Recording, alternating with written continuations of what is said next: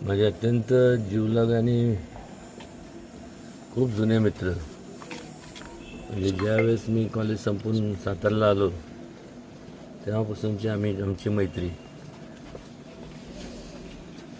सुशील दादा मोजर यांनी त्यांच्या रक्षक प्रतिष्ठानमार्फत अनेक उपक्रम राबवले. पण हा उपक्रम एक अत्यंत आगळा वेगळा उपक्रम याच्याकरता आहे की अनेक वेळेस भौगोलिक अडचण असती, तिथपर्यंत म्हणजे हॉस्पिटलपर्यंत पोचता येत नाही.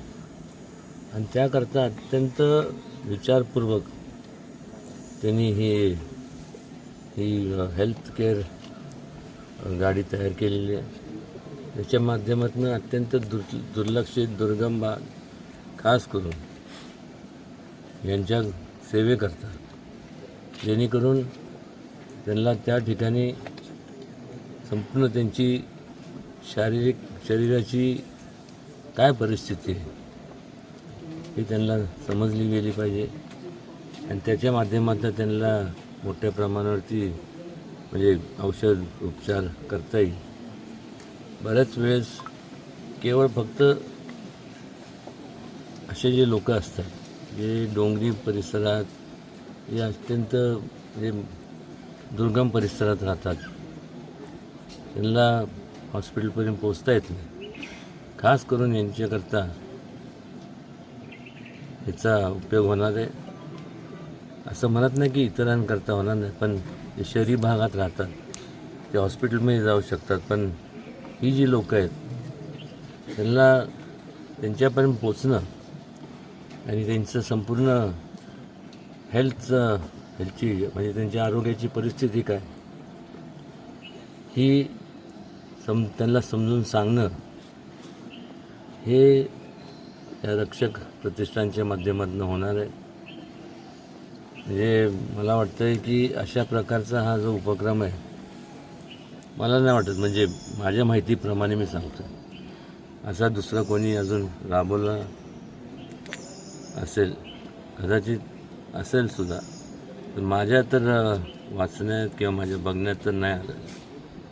आणि त्यामुळं अत्यंत आता जरी त्यांनी सुशील दादांनी आता जरी भरारी मारली असेल स्वकर्तृत्वावरती, पण तो सुद्धा अशाच परिस्थितीतनं त्यांनी संपूर्ण म्हणजे वाटचाल करत करत करत तो पुढे आलेला आहे.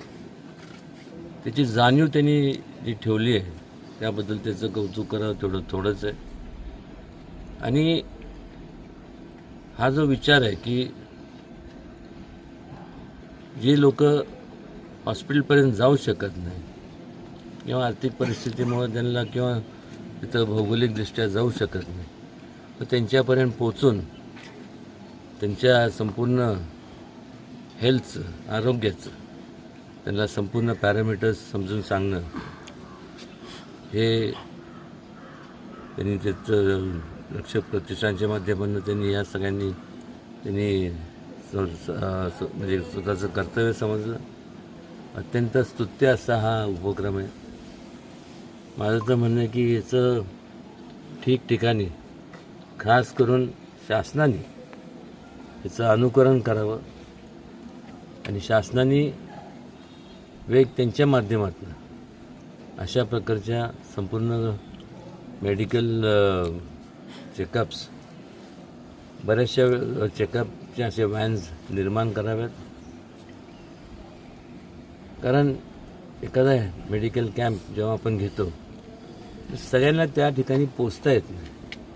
आणि त्यांना पोचता जरी येत नसेल, काय लोक वयस्कर असतात, काय लोकांना माहिती मिळत नाही, आणि त्यामुळं त्यांच्यापर्यंत पोचणं हे आपण आपलं कर्तव्य समजलं पाहिजे असं माझं शासनाला आव्हान आहे. माझ्या परीने याचं संपूर्ण राज्य शासन असेल, केंद्र शासन असेल, याचं संपूर्ण तिथपर्यंत पोचण्याचं काम करणार आहे.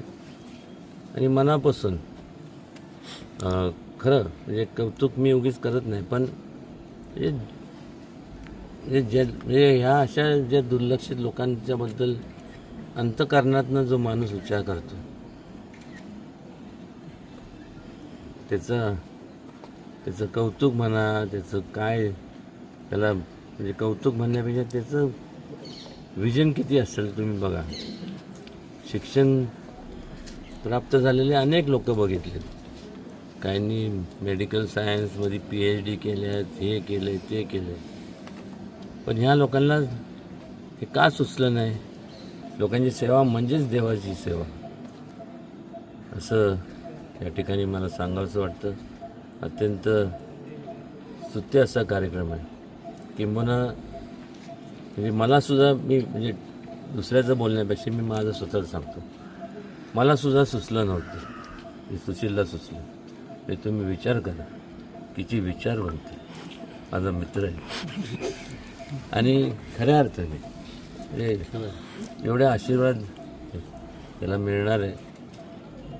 आणि आशीर्वाद मिळण्याकरता ते करत नाही, पण अंतःकरणातनं लोकांची सेवा म्हणून त्यांनी संपूर्ण हे केलं आहे.